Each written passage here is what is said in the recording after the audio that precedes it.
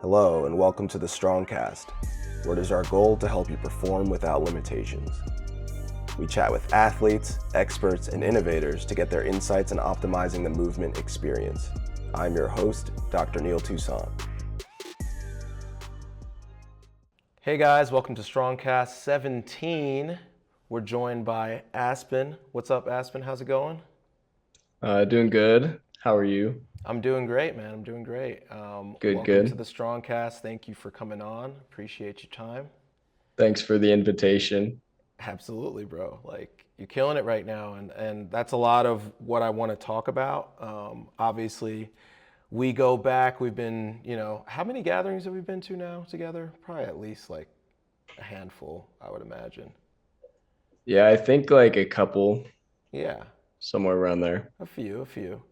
Yeah. But yeah. So what I want to do right now is just have you introduce yourself for those of you who don't know who you are, which is like three people in the back maybe. But yeah, so let's start with that.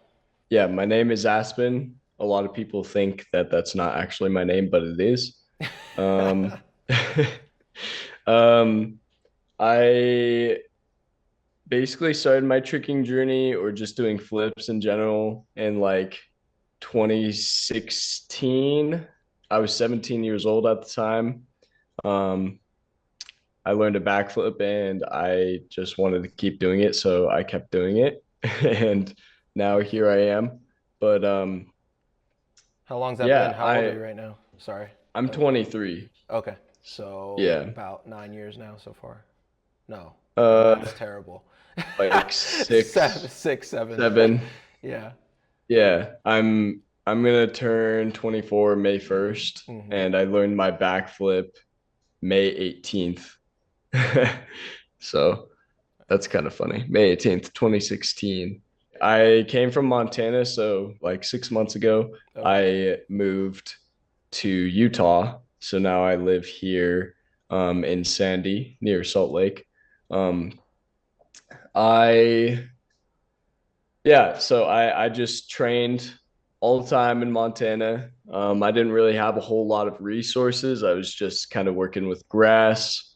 I did get a spring floor to train on, but it was like once a week for an hour. Hmm. And it would be like every once in a while, so not even throughout the whole year. It would just be like, a couple months at a time, and then it would get taken away again.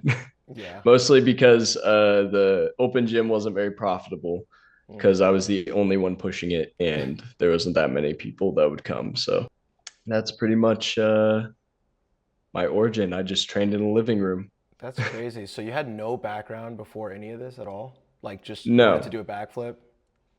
Yeah, I just wanted to do a backflip and I'm an athletic person. I just have good genetics when it comes to athletics. So that's another advantage that I've had. But I just wanted to learn a backflip and I learned it and then took it from there. I wasn't really involved with any sort of things like gymnastics or anything. I did play like basketball and football, but baseball, stuff like that, just not like any of the things that would correlate to what I'm doing now, really. I mean, I don't know. That was the next question I had. Is like, have you ever done any other like traditional sports, especially basketball? There's a lot of jumping in there and Yeah, all that stuff. So, I mean, my family, like my mom and my dad were supposed to be like professional athletes. My mom was going to be an Olympic swimmer when nice. she was 16, but she had me instead when she was 16. So that happened. My dad was going to be in Major League Baseball. Hmm. Um, he actually he wasn't the only one that got drafted. It was like him and four of his brothers, and one of them actually played in Wow. Major League Baseball for a while. He retired like a few years ago or something, maybe 5 years ago or something. Um, but yeah, so it's in my blood like to be an athlete. So that has definitely helped. But um, I would say, other than that, I don't think like my amount of training has contributed to too much. I've just Mhm. always been able to jump high and stuff. Like I didn't really train my jump. It just came with my body, I guess. That's pretty awesome. That's pretty awesome. So like even now you don't do any vertical leap training at all or anything like that? I would say that now I do stuff like that. I work out and I haven't been really in the string of working out recently, but um I would start working out, especially after my knee surgery. Hmm.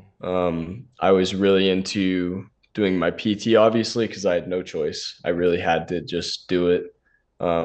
And I really grinded super hard. I had to because, I mean, knee surgery is a major thing, but the graft I got specifically was the hardest graft to recover from, but it would yield the greatest results if I did it correctly. So I had to do a lot of PT. I got into working out and started paying more attention to like what I was eating and stuff like that. I still don't, I'm not like strict on a diet or anything, but I am very conscious of like what I'm giving my body Hmm. so that I can function like semi well. But yeah, I would say now I'm like definitely more conscious about that stuff than I was in the beginning. I didn't really train it. It was mostly just like um spamming backflips and like taking a look at technique and making sure that I'm doing the same thing as this person that's better than me is doing, Hmm. stuff like that, and making adjustments. Just a lot of experimentation with technique is kind of where I got where I needed to go. But I also trained every day for hours, and that would make me sore, and I would recover and get stronger. So Yeah.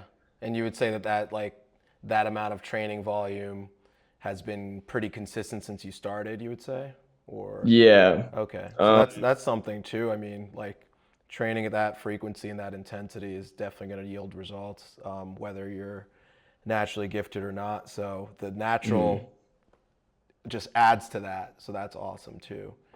But I do yeah, want to get like, so there's a lot of stuff that we're talking about right now. So hmm I want to, in order to make it easier for me and for the viewers to kind of replicate or try to do some of the things that we're trying to get out of this conversation. Well, let's just first talk about your ACL injury first. Why don't we get that out hmm of the way? I was actually planning on talking about that later, but since you brought it up, so just to get the timeline right, so like you started, what year was that about? that I injured myself. 2016, you said, is when you Oh yeah. started doing flips, and then hmm when did you get your ACL injury, and how did that happen? ACL injury happened in March of 2019, Okay. and it happened just a fluke accident. So I was going to one of the open gyms, just training a little. Actually, it wasn't even an open gym. It was like after a class that I was coaching, I think. Um, and I just wanted to get some clips. Like I wasn't even trying to have a session. I was just like, I need to film something so I can post or Hmm. something like that. So I was just doing J step, like double cork variations, Yeah. and I wanted to get like a snapu. I wanted to get D leg twist and a skull snapper. I think those were the three I was going for. And so I did my D leg twist.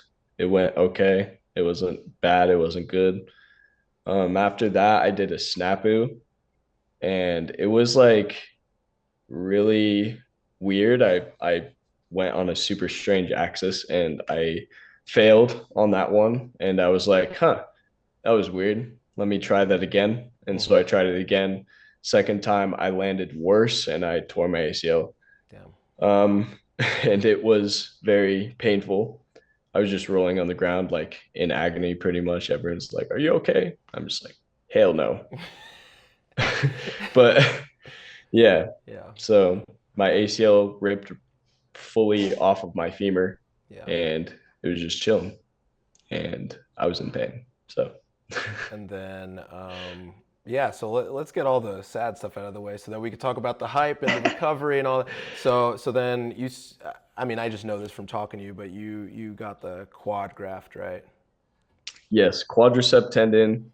Um, I also tore my meniscus. I forgot to mention. Yeah. Um, it was MCL too? um, wait, what'd you say? Did you do MCL as well? It's usually pretty common to do all three at once type thing, but Oh no, I didn't tear my MCL or LCL, but I tore my nice. meniscus Okay. on my lateral side. So, Gotcha. um, yeah, I also ended up tearing my medial meniscus as well. But that one was easily repaired because it didn't tear all the way through. It only tore on the underside of it. Hmm. So they stitched that side, and the lateral side they had to remove 25% Gotcha. because it was just like hanging off. So Gotcha. Okay. yeah. And then you said the recovery was really difficult. Like, what kind of stuff do you feel like you still find yourself doing that was really useful from PT that like really helps with Um, the knee and all that stuff? so anything to like help you increase your stabilization, but also any sort of exercises that focus on targeting the muscles around the knee joint. So Hmm. like um, calf raises, anything to really like work on your calves. Super important for the knee joint, and then on top of that, the quad. So especially since I had a graft taken from the quadricep tendon, I had to work on my quad extra. But it was a lot of quad, a lot of calf. Wasn't a ton of hamstring, but I would say hamstring contributes to a lot of like um, just keeping your knee good because Definitely. if yeah, it's definitely a key factor. So any of those muscles, um, work on them a lot, but the stability stuff was, I would say, almost more important than even. Well, I guess they're equally important, but the stability was so important because if you didn't have stability, then you didn't really have control. And I mean, stability is involved in like walking, um, like landing correctly, just like being able to control where your knees are bending, I guess, like where your joints are like bending so that they don't come in or out. Just being able to like focus on doing all of that correctly. But I would say like an exercise is the using the kettlebell and Hmm. like being on your weak leg, and then just um, here, let me. Yeah. I can't remember what it's called, but you know what it is probably. It's like this one where you have the kettlebell. Yeah. Ah, yeah. The single leg deadlifts. Yeah, Yes. Yes. Those are great. Those are that really one. nice. There's a whole lot of like one-legged jumps. Like um, we even practice like drops onto one leg and then Hmm. jumping back up backwards. Like there's just a lot of like random stuff like that. But leg extension machine was like huge. Hmm. We had to load up a ton of weight just on one leg. So that, and then like leg press on one leg too. It was just like trying to catch your leg up to your other leg pretty much, but also just finding ways to rebuild so that your stability is better than when you before you got injured basically. Absolutely. Yeah. So like, are you doing any of these now in your routines? Are you focusing on single leg stuff still, or you kind of go back to like normal, what quote unquote normal training, what people Yeah, I would normally do in say the gym, which is like usually two legs, two arms, which we'll get into. I would say I focus more on normal stuff now, but I still find myself doing single leg things. Like I like doing the kettlebell one Hmm. still. It's a good one. Like if you can really focus on what muscles you're targeting, it's very helpful. Um, and then obviously like doing pistol squats and stuff like that and lunges. I find that lunges are, I mean, extremely good for targeting one leg at a time, Yeah. especially if you're doing them correctly. If you don't do lunges correctly, it'll probably feel more like a stretch, I would say, than than a workout Yeah. or exercise. Um, Yeah. so I'd say like lunges, the kettlebell one, and pistol squats, and one-legged calf raises, Yep. probably. Nice. Sometimes leg extension, but not Makes too sense. much. Yeah. Makes sense. So now we've recovered for how about how long was your recovery? Would you say? I'd say before before I was able to start getting into like pushing myself again, I'd say it took like a year to get to that point Mm-hmm. where I was comfortable with like trying new things. Yeah, So that's good. usually like 6 months recovery, you'll be doing flips again, but you're not really going to be pushing the limits until a year. Um, I started doing gainer switches at 3 months out, which was not a good idea, but did it anyway. Yeah, yeah. No, that's real stuff, you know. And then, if somebody listening to this is in a similar situation, they have to weigh the pros and cons. Like, are you going to get that much better at gainer switch at that point versus what are you Mhm. risking? And then, well, a lot of us are adults, so you make that decision on your Exactly. own. But, It obviously kind of from sucks. Sorry. no, no, no, you're good. I was just going to say what you were saying, which is like that it's not the greatest idea. But what were you going to say? Yeah, it's just not a good idea, but at the time, I was pressured by making content pretty much. I was just Yeah. like, dang, I need to like make content. And instead of like taking a different approach, I decided to just keep doing the stuff that I always did, which I think is not like it should be an opportunity for you to try new things because you don't have really much else to do. So you may as well like try something else. It doesn't have to be like a different activity, but rather like just a different approach to the same type of content. Like I could have just been doing like, oh, this is what I do for my PT and stuff. I mean, I did have like some different approaches to content, but at the end of the day, as soon as I could flip, I was doing flips. So I just think that I didn't really learn as good as I could have if I just chose to do a different path as soon as I could start doing flips. Yeah. Because I mean, at the end of the day, I should have just waited till 6 months. But yeah.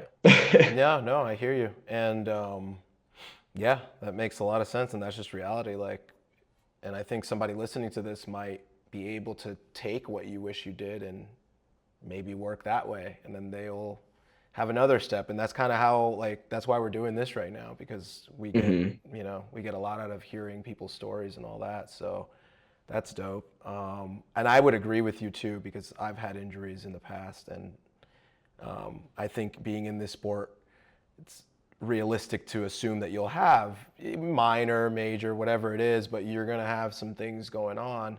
And what is going to be the next approach? And I do like when I see accounts like people showing their process, like Aiden is a really good hmm example, Aiden Scoot. Really good example of like, hey, we're training now and I I got injured. So here's what I'm doing for my PT and like here's all and hmm I love that transparency and just like that kind of thing. But it's so real that I've been in your exact situation too where I'm like, oh, I'm injured, but like what else am I gonna post? hmm So I just don't post. Yeah, I think I think we would all do better if we were just like super transparent about like how the actual experience is, not just like the highs, but the lows and all the stuff in Yeah. between. Like that's I awesome. think that I took a very interesting approach when I first got my surgery. Like I was posting videos that were just talking about stuff or um like doing tutorials or something or like I don't know, something random. Um I would just share random content and I look back on it and I think it's cool to see because I grew out of that um moment and I made it out. Um Yeah. but it's just like a little odd because I'm like, dang, I wish I did this differently sometimes. I look at it and I'm like it's that cringe moment, but Yeah, yeah. um yeah, anyone that is watching, you have to be really careful with this injury because it's like 50% of people who get a ACL reconstruction will tear it within the first year. I think within the first year or two, I believe is statistic. So It's you have high. to It's a high yeah, rate. it's pretty high. So It like even if you get repaired, you might think it's over, but it's really not over until you get your PT like figured out and you're back to normal. So yeah.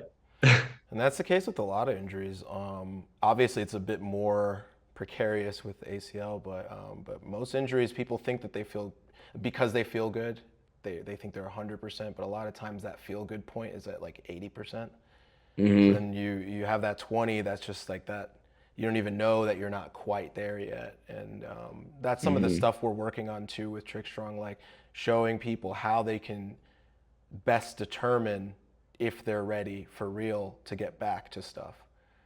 Like there's tests you can do at home, and that I'm sure you did with your physical therapist that were like, oh, like can I do these hops? Can I do hops as far as the other leg? Can I jump as high as the other leg? Can I push as Hmm. much weight as the other leg? Like all these things that you kind of just like, well, I can land a trick, then cool, I'm ready to go. That's the kind of the tricker's test, but it's not Hmm. enough. It's not enough. But yeah, Yeah. It was cool. The PT person did have a way. Like she would always provide me an accurate percentage of where I was. Just like, oh yeah, you're like 45% leg strength or 85% leg strength. They would just go up like every week. We would take a test yeah, and she would tell me what my leg strength was compared to my other one. And we'd be able to get an accurate number on that. So nice. that was pretty cool. But um, it involved like you basically had to sit and it was like a leg extension, but you didn't have any moving parts. It was a band that could detect how much pounds of force you were putting into it. Hmm. So you would push as hard as you possibly could for like 5 seconds with your good leg. And then you do the same with your weak leg. And then you compare them and then get a percentage. Yeah, And that's how you calculated like how much better you're getting. But it's like that's true, but it's also really dependent on other factors, not just like strength, but just like how stable can I be on this leg by itself, you know? yeah, So I think that there's other factors that go into it other than that. But yeah. for sure. Strength, coordination, and that's why like the hop tests are good because they test all of those things at once. Sometimes, Hmm. not sometimes. They all the time they test a lot of things. It might not perfectly correlate with a trick. So yes, you might have passed the hop test and not like be perfectly ready to trick. But the point Hmm. is that the hop test is or other tests, other functional tests can better mimic those other aspects of the recovery. And then strength is really important too. So like if you can lift the same amount on one leg versus the other, that's a good sign without compensation with like the same form. But I'm not Hmm. trying to teach people how to be PTs here. I was just trying to say that, you know, we have tests, and Yeah. it's super cool that you were able to experience that and to see the benefits of it because you're like, okay, I do feel stronger, and this is showing Yeah. it, and now I'm that much more confident in going back to tricking and stuff. So like that's dope. Yeah. Yeah. It's like there's mental tests you put yourself through too. Like you have to be confident in yourself or else you won't succeed. So if you're like building confidence over time, you're much less likely to get injured as well. As well as like if you pour your confidence a little too high, then it will boil over. So you have to find a balance, but um I think like one of the biggest things through the recovery process was finding my confidence and being able to build past the point to where I was actually training smart, um, but also pushing myself. But yeah, It's a delicate balance. It's a yep. delicate balance. So that's awesome. So we've recovered. It took you about a year to start pushing, and now you are pushing a lot. And Hmm. that's part of why I wanted to talk to you today too, because I had that question. I DM'd you. I was like, "Yo, your flips are looking different." I think it was before you landed the standing, like right before you landed the standing double back. I had Hmm. DM'd you because I saw even just some like regular standing tricks that you usually post, like standing back tuck, I think, or standing full. So Hmm. there were certain skills, and then the next day you had posted like almost like triple full. It was like 2.5 standing. Hmm. You remember that like period? That was like 2 weeks ago. Yeah. Yeah, I was like, dude, you are doing something different, and I like noticed the difference, and so that's why I was already thinking like we have to have a conversation. And then, boom, you landed the standing double back, and it was one of the best ones anyone's ever seen. And spamming triple corks. Was that your first dub recently too? Yeah. Yeah, so like you're on the up now. So what's up, man? What changed? Did anything change, or like what do you attribute it to? Yeah. There's a few things that definitely changed that caused that, and one of them is the move. So the fact that I moved to Utah has completely changed everything in my life when it comes to training. I have all the resources I need. If it weren't for me moving here, I would still be training like in an indoor setup, probably in a garage with dead mats. Yeah. So just think of that compared to like a facility that has trampolines with a foam pit, with a spring floor. That's really, I would say that's like 90% of it. But also the other percentage of it is the supplements that I have been taking. So I take creatine and I take collagen, Hmm. and those are like the main ones. But I also have like pea protein. It's like a pea slash hemp seed protein mix so that you can get the full benefits. So that it's a complete protein. Yep. But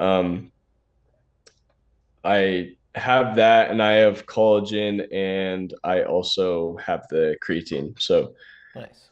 creatine, that mixture just makes me recover faster than I've ever recovered in my life. I can train like every single day, and I can do double back, like staying double back like every single day.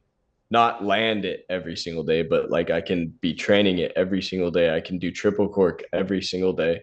Like I have not had a problem pushing past any sort of tiredness or soreness that I've had. And if I get sore, I usually recover very quickly. I almost never have to deal with soreness.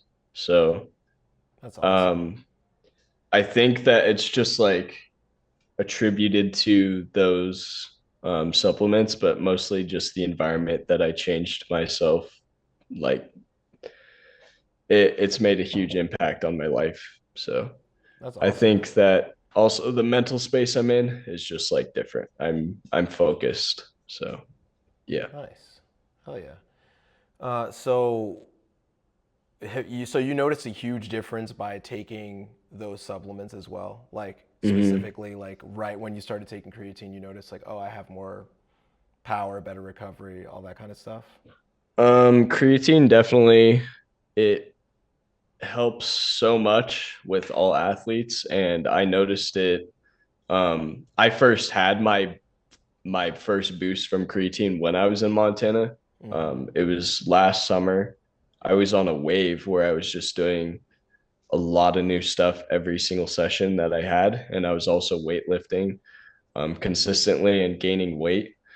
So when I was doing all of that, it increased the possibilities that I had, and my power, everything increased. Yeah. I just felt different when I was like um, adding extra maintenance, like weightlifting, making sure I was eating a lot of food and taking creatine. And recently, um, I've been feeling the same way, but I also started taking collagen once I moved here. Mm-hmm. And collagen is very, very helpful because it has made me feel good. Like as soon as I started taking it, I noticed a difference. Um, The key difference I felt was like the morning after I took collagen, I was like, my face feels really good, which it actually makes your skin and your nails and stuff feel good, which is funny. It just makes them like healthier, Yeah. but it makes your skin, your nails, your hair healthier, but it also makes your joints healthier and your ligaments. It strengthens your ligaments. So I noticed when I was taking collagen in conjunction with doing some exercises like backwards walking on treadmill, stuff like that. Um, it was like some of the pains that I was having were almost just gone completely. Nice. Um, and I'm not sure if that's because of various other factors too, but it was just Hmm. weird timing. So, Okay. yeah, Yeah. there's Cool. probably a lot of things going into it, but For sure. For sure. Yeah. We're just trying to dissect how we can all standing double back. But other than that, so you're not weightlifting much currently, but have you since you moved? Have you yeah. been doing much since you moved, like conditioning wise and stuff? Yeah, I would say that I have been doing things like off and on. Hmm. So it kind of just depends. But as of right now, I've been trying to deal with like a lot of money type stuff. So I've been like kind of stressed out, but also not because I've been like on a high from Yeah. doing tricks. Yeah. Um, So I want to like get some things in my life sorted out with a more consistent schedule with my Yeah. diet and also just like making sure I'm going to the gym all the time instead of like constantly doing tricks. Yeah. But so far, this has been fine. What I've been doing recently, it's Hmm. just I don't want it to catch up to me if that's possible. I don't know what's possible or not because I can't see into the future. But No. um, yeah, I'm trying to figure out how I can make my life more consistent and scheduled instead of a mystery. Yeah. Um, More and sustainable. yeah, like I don't want to be stuck in this mindset thinking like this is how it's going to be for the rest of forever. Hmm. So I want to like try and even improve on what I've got going on already. So I'm like doing really good right now, but if I add some more things to the mix, I'm just going to do even better and it'll probably Definitely. help me for like future things like Hmm. to prevent maybe injury again or whatever. But for the most part, I mean, I still do exercises. I stretch more than I ever have. I was gonna So ask you what your mobility that's routine good. is and like what's your go-tos, like that you find you need and that it helps you the most. Uh, so my routine is not enough. I still need to be stretching way more. Like Hmm. I stretch before I train way more than I used to. I used to just jump into training, to be honest, which is not a good idea. Yeah. Um, but I definitely stretch and warm up way better than I used to. And, being in a facility kind of makes me think more consciously about that because I can use my time less sparingly. I can just like take my time doing stretching and stuff. Yeah. Whereas like in Montana, I would be hella concerned about time because I only had a limited amount of time in the gym. So it'd Hmm. just be like, environment's different. So Yeah. that Environment's changed a huge. lot. But Yeah. I still don't do enough stretching, but I found the ones that you guys gave us when we were at experience tricking. I still do some of those Nice. things because my Good. hips are like extremely, they need help. They need help. Yeah. Um, so that's one thing I've been facing recently is there's like a mild hip injury that I have, and it's been going on for a long time. Like I've just been doing stand up backs and stuff with it. Like, Yeah. but it doesn't hurt me on stuff like that. It doesn't hurt me on doing like triple cork or anything like that really. It only hurts when I do like kicks Yeah. because the push off of that leg hurts, and then when I do an extension with my leg it hurts. Um, and if I don't do enough like leg swings, just like that warm up Yeah. with my leg swings, then it does affect like my cork swings. I can feel some pain too. So I have to like really do a big warm up on my leg swings, and then the pain won't be there. But Yeah. it's like definitely rough. Yeah, so all right, we'll check out that. It's funny because it's coming out literally. Well, at the time of this recording, we're on the March 27th, and Mhm. Parker's mobility workout at ET is coming out in 2 days. So Oh, you nice. can rewatch that if you want and remember all the exercises. But we have tons of them all on the app and stuff. Hell yeah. But yeah, I'm glad that you have warm ups and stuff that can help you train. A lot of times people think of warming up as like annoying and like that, oh, okay, it'll Mhm. prevent some like mythical thing that won't really happen. But sometimes it can help you at the moment. Actually, a lot of times it helps you at the moment. Like I was doing, like every time I train, like if I'm gonna do a hard session, if I don't warm up, I mean that doesn't happen anymore. But if I were to not warm up, it would feel not as good. And Mhm. you just said it too, like your performance goes down and stuff. So Yeah. yeah, like even if it's 5, 10 minutes, it's worth it. But Yeah, definitely. but yeah, I wish next I had really focused on that when I was younger, but yeah, but you still got time now. You could always start now, exactly. and you are. So that's good. Never dwell. Yeah, definitely. So like you talked about mindset a lot Mm. already, but like I just wanted to ask you more specifically, like how do you deal with like high pressure, high risk moves such as standing double back and attack them with like the focus and confidence that you do have to doing those skills, triple corks, dub times three, all that stuff.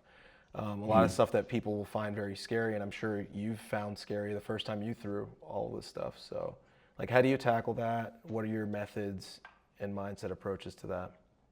So I'd say I did not have too much of an issue just stacking up like the history of mental challenges that I've overcome. Mm, I feel like I've had other challenges in my life that aren't related to doing tricks that may have helped me overcome tricking challenges. hmm. And I'm not like a psychologist or anything, so I wouldn't know if that actually does correlate. But I feel like having challenges in your life really doesn't, it's no different than like doing a trick. I feel like. I also feel like there's not a whole lot to lose if you just think about, um, I guess, how much fun you can have and just experiencing life. Um, for me, doing staying double back was super hard to commit to at first. Um, but I set it up in a way that was like safe enough to where it would be okay. And I just had confidence that I could make it over.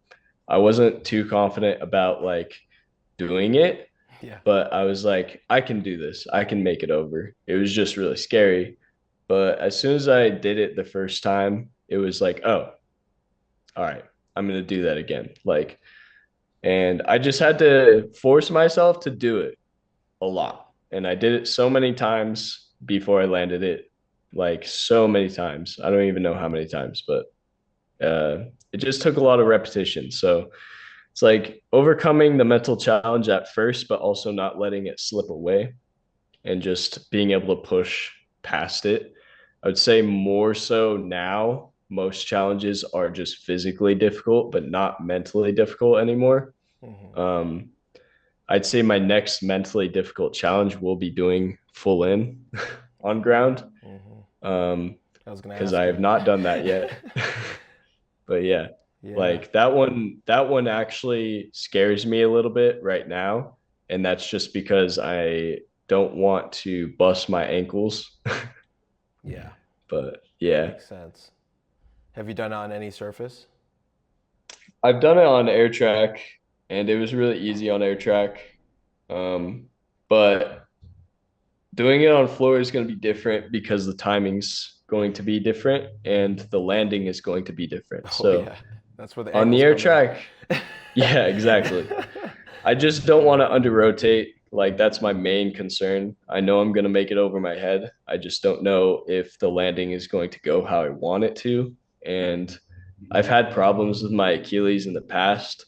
Um, I didn't really have like a major Achilles injury, but I solved my problems and my Achilles is good now, but I don't want it to be a issue in the future. So For sure. I'm worried about doing the trick, but I just think I need to do more preparation.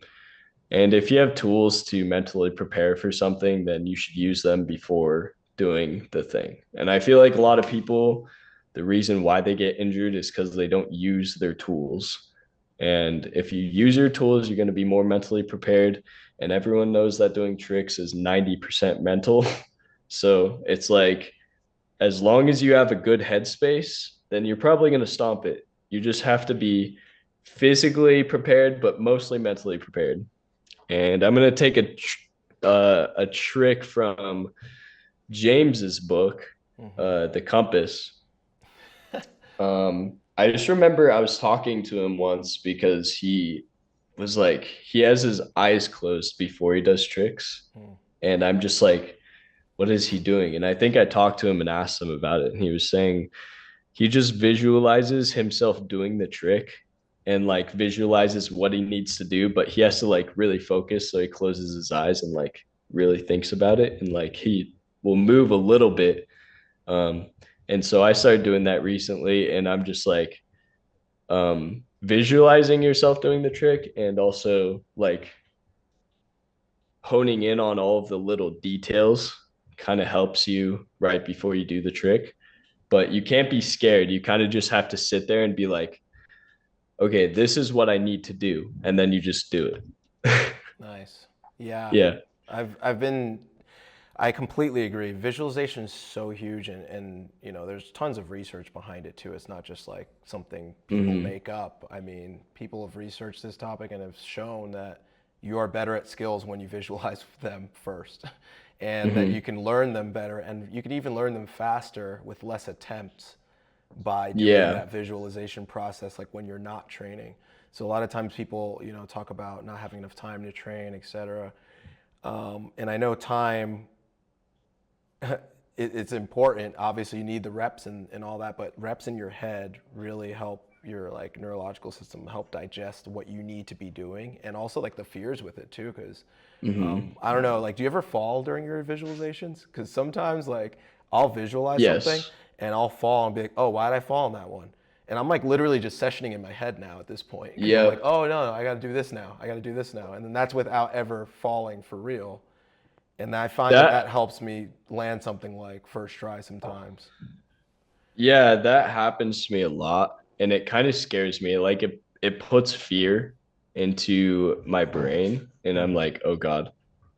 And it's like right before I'm about to go, and it just keeps replaying in my head. And then I just sit there and I'm like, I literally have a moment where I just go, shut up. And it like all everything goes like quiet, but it's like while I'm going into my setup. Oh So wow. I force myself to just do it anyway. Cause Yeah. like these thoughts keep on coming in my head. And I'm like, if I don't do it, then I'm really just not going to do it. Right. Right. So I have to do it anyway. You know what I mean? Like regardless of what I'm visualizing. But sometimes I do fall like I will visualize myself injuring myself really badly on a trick. And I'll just be like, why did that happen? And it puts fear into my brain, but then I just shut it out. And as I'm going into my setup, I kind of use it to fuel it. I just sit there and I'm like, that it kind of makes me mad that I visualize that. And then it just like makes me want to try harder. So I don't know. That's just something that happens to me. And that's what I do to deal with it. But uh, Well, what's funny about that is that I can relate to that so much that I'm wondering who else feels that way because that's Yeah. exactly what happens to me half the time I do that. But Mhm. yeah, like what I do is just like, cool, that's the reality where I did something wrong. And I'm like, all right. And Mhm. then I try to focus, try to refocus it on like, that was because I did the wrong tech there in my head. Mhm. Let's do the right tech. And so that's kind Yeah, of how I tell it to shut up by being like, yeah, that was the wrong way, so I won't do it that way. Let me do it the right way.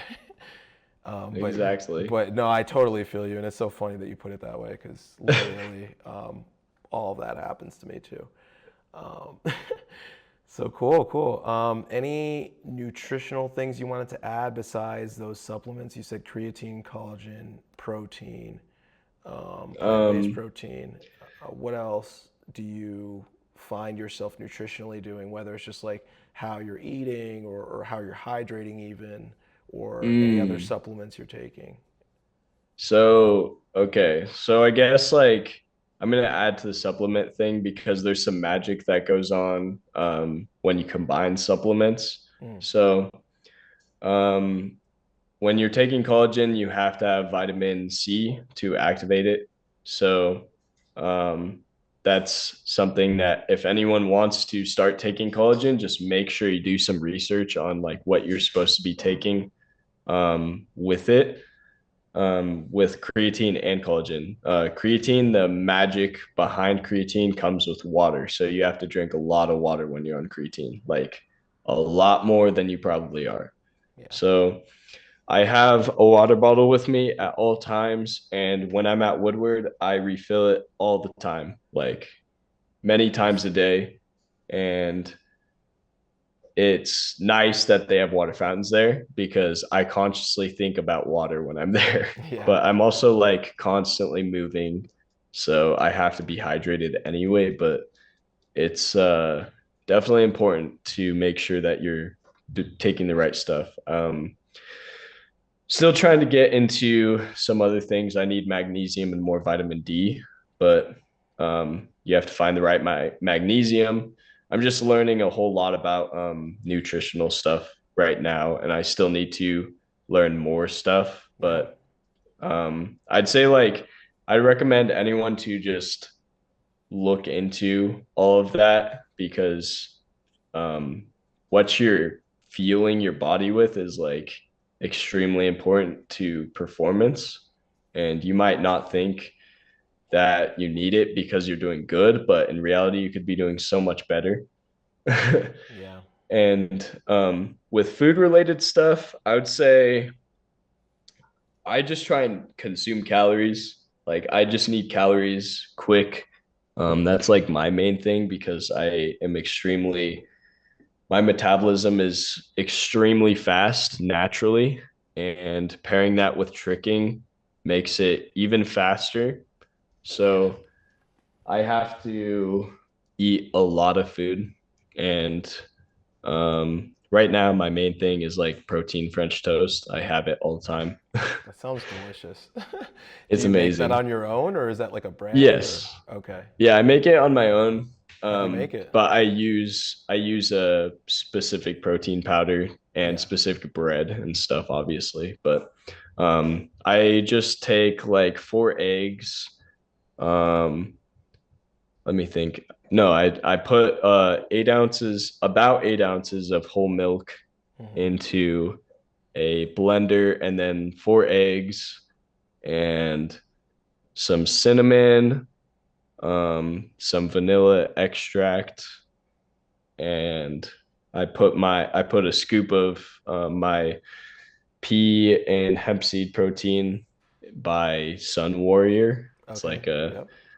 vanilla flavor, and I just want to make sure I'm not leaving anything out. Sometimes I mix like applesauce into it as well, but I really just experiment every once in a while and just add things, see what it does to change the taste or whatever, Yeah, but it's for already sure. good. Um, Nice. then I just make sure I have brioche bread, and put some butter on a pan, heat it up. It takes literally 10 minutes to make this, and you can make 4 pieces of French toast at a time if you have a big enough pan. I'm getting Um, this soon, like for real. This is yeah, great. put some butter on the pan, heat it up, let the butter melt, make sure you get that brioche soaked and put it on the pan. Um, Obviously cook it. Once you're done cooking it, I always put strawberry cream cheese in between the bread slices, and that adds like it changes the game, trust me. And then I put some all natural maple syrup on top, Nice. and that is an amazing meal right there. It's probably pretty unhealthy, but I need the calories, so I just eat as much as I can. Well, that's the thing. I mean, if you're burning all that energy and like most of the ingredients you said are not what I would consider like unhealthy. Yeah, there might be a little bit more sugar through the maple syrup and Mhm. stuff, but like if you're like, it's not a big issue. I just had a podcast with Tyler Hubble, nutritionist and strength coach and everything, and we were talking about that. And it's like if you're about to utilize that energy, that quick burning energy is actually very important and can be used in somebody who is in a maintenance slash performance level. If you're trying to cut or something, that could be different, obviously. Like, depends on your goals always. But like, if you're trying to just perform as best as you can and you're an athlete and you're going hard, like stuff like that's not, I wouldn't call that like unhealthy. It all depends on your Mhm. goals and all that, and like the sources of those um, proteins and ingredients in general. Like, you know, like Mhm. the Sun Warriors is known as like a really healthy, good brand. They use like very natural ingredients and all that kind of stuff. So Mhm. like if everything in that is following suit, then I mean that should be pretty nice, especially as like a pre or post workout, which that's how I'm gonna Yeah. use it. It's gonna be nice. I'm like looking forward to Yeah. it. You guys, anyone that's watching too, make sure you look into your protein powders. Those protein brands are trying to steal your money. I'm telling you, you got to get the right ones. You got to get the ones with the right amino acids because they put in more amino acids that will do nothing for your body just so that they can say that there's more grams of protein per scoop. So don't get fooled by the grams per protein thing or grams of protein thing. Honestly, the more truthful ones are going to be lower. Yeah. But that's not always the case. Just put in research. Just look, make sure you can find and identify the proteins. But if you want to do it quicker, like how I did, I just looked up a video, found a guy that is trustworthy, and I watch his videos, and he just recommends specific brands for supplements and stuff like that. So For sure. I'd recommend doing that because you're going to get robbed, and you're not going to feel any better than Yeah, you think you will be. definitely. Well, what channel is that for people wanting to check in on that? Do you remember? Let me search it up real quick. I No bet I could worries. find it. In the Um, meantime, like brands I like Garden of Life. They're a very clean, very good brand. Huel is good. Used them in the past as well. B10, newer brand, but very clean ingredients and all that. I like those brands, and it is important to research all the types of supplements you're doing because, yeah, like he said, yeah, they you really just might trying to think make it's money and simple. just they don't. Yeah, some of these brands You, are not sourcing their ingredients properly. So like a lot of people are afraid of creatine and stuff, but like it gets as deep as protein powder. Like protein powder is very fundamental, and it can make or break a lot of things if you're not having the right ones, I would they say. they do that with bread, man. Yeah, They do what you're literally. saying with bread with everything. So With everything. That's what I'm saying. You got to research it all. But this guy, his name is Thomas DeLauer. okay, So, cool. So we'll throw that in um, there too for anybody wanting to see Aspen's nutritional plug. yeah, he has a lot of subscribers. So you might think like, oh, it's funny because like if you have a lot of subscribers, but you're like talking about health or something like important, then a lot of people either view you as trustworthy or highly untrustworthy because you're just trying to make money or something. But this guy is legit, I promise. Like That's he, hilarious. yeah, a lot of the stuff he says, it makes a lot of sense, and he looks insane. So that's another good indicator. Um, Cool. I'm gonna check him out too and see what he's got to say. yeah, it's this. There he is. It's inverted. No, it's not. It's good. Palmas de Lauer. It's good. Yeah. Okay. Sweet. All right. Thank you. Thank you. Yeah. Thank you. So yeah. Yeah. Other than that, I think we got through a lot. I just wanted to ask you a couple more questions, and then I think we'll be good. Um, Perfect. like I think you touched on it before. You want to hit full in. Any other future goals for your tricks? Yeah, so right now, so I did 222 recently, Huge. and Congrats. I did it again, Nice. and I was like, you know what? The only reason I was able to do this is because I just took 2-2 and just added another dub to it, which yeah, duh. But like if you think about it, all I did was like copy the dub and I just put another dub at the end. So I just like did the same thing and then just sort of like, okay, now I just gotta land and swing again, pretty much. So it's like copy and paste. So I want to do dub. And I think it's going to be easy to hit if I can have a consistent copy paste. And once I get that, because I could have done it on my second dub. I was like, yo, I could have done another dub. Yeah. And I think if I just boom, get the momentum right, it's going to happen. But so that's a goal of mine right now. I can't stop thinking about it. Nice. Another thing that I'm thinking about it is dub trip. And dub trip is like one of those things I feel like I will do a double and then I'll start lifting and I'll feel the trip and I'll just pull it. Nice. But I'm not going to probably plan for it. It'll probably just happen. Cool. But yeah, those two Snatch I cannon? want I to know you're working I on full in, but yeah, I want to do snatch cannon. I also want to do quad cork.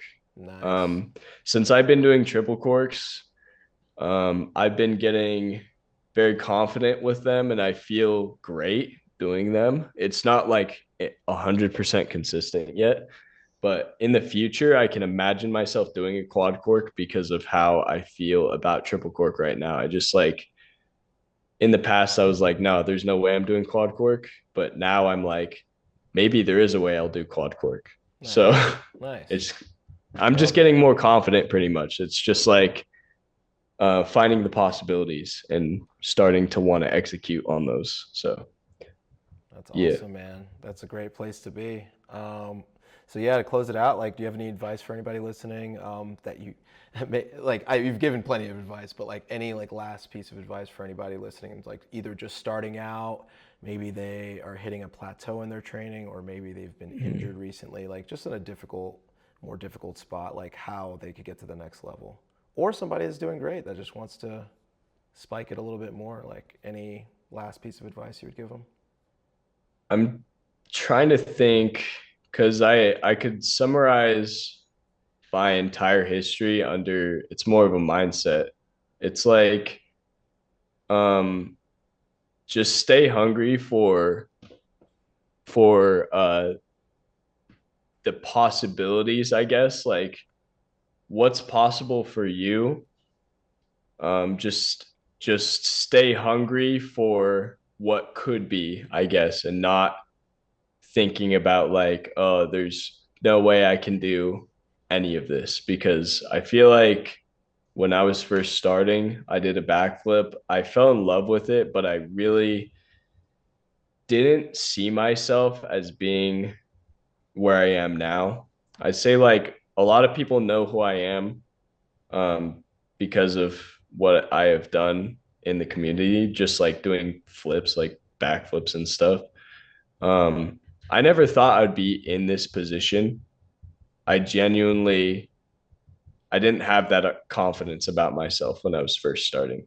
I had confidence about myself around my local group where I don't know.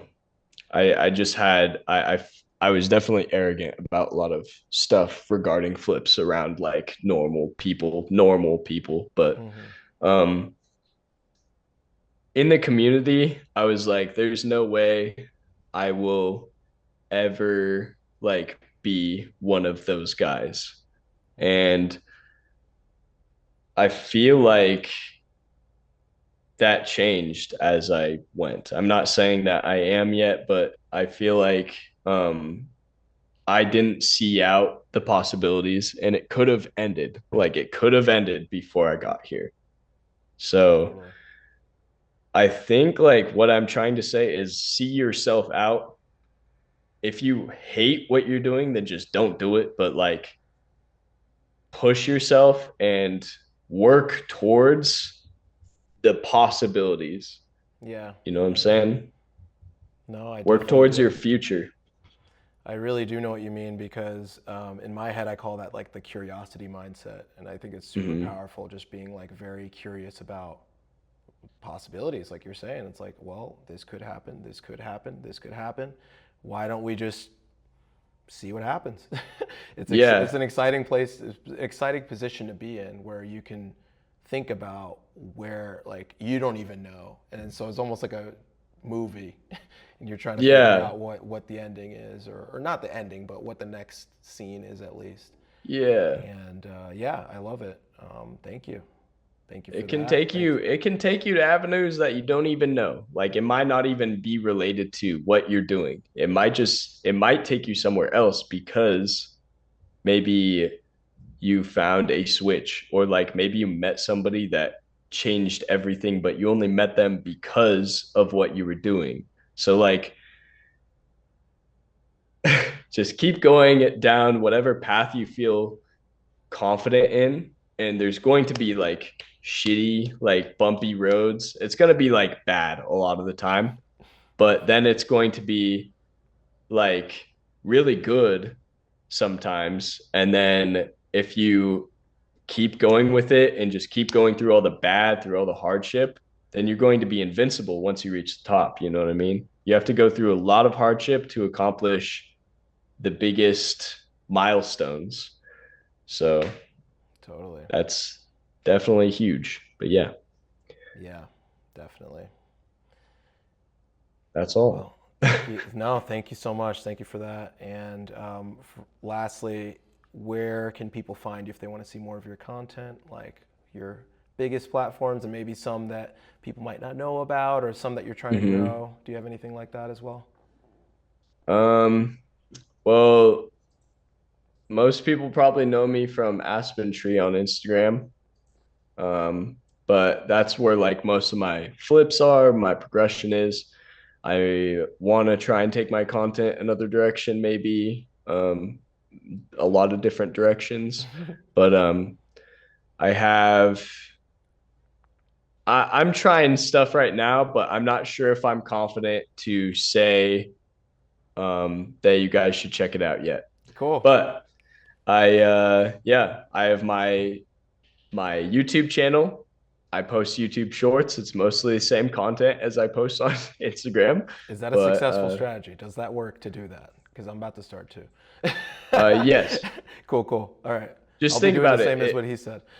You just have to like have the same content on all different platforms because it reaches out to different people. There's people that I know that like they're like I absolutely will never download TikTok, and there's some people where I talk to and they only send me videos on TikTok and I'm never on TikTok, but they're never on Instagram. And there's people I know that are always on YouTube Shorts, but not any other platform. That's kind of like where I'm at right now. Hmm. But like it really does make a difference, and YouTube Shorts is like the fastest way to grow, I swear to God. And it's probably going to yield you like the best results in terms of like pushing things. It's going to yield you like good results if you are smart with it and research content and content techniques. Yeah. Um, I'd say it's like the fastest way to grow, other than I guess TikTok is like similar, but YouTube Shorts is better in my opinion. Nice. But And yeah, its future isn't questionable, so there's that too. yeah, its future isn't questionable right now. YouTube's got a pretty good run going on, Yeah. Yeah. since however long ago. Yeah. Since I started, I mean, I remember that thing in like 2006. That's like around where I started tricking, actually. But Yeah. yeah, cool. So yeah, thank you again. And follow him there. Follow him on TikTok too. At what for TikTok? TikTok is Sapling Boy Okay. with an I, and YouTube would just look up Aspen Tree, or you can look up Sapling Boy on YouTube as well, and that's going to be the same channel because my username is Sapling Boy. Cool. Sounds good. Yeah, All right. Thank you, brother. yeah. Thanks. Thank you. All Appreciate right. it. Same to you.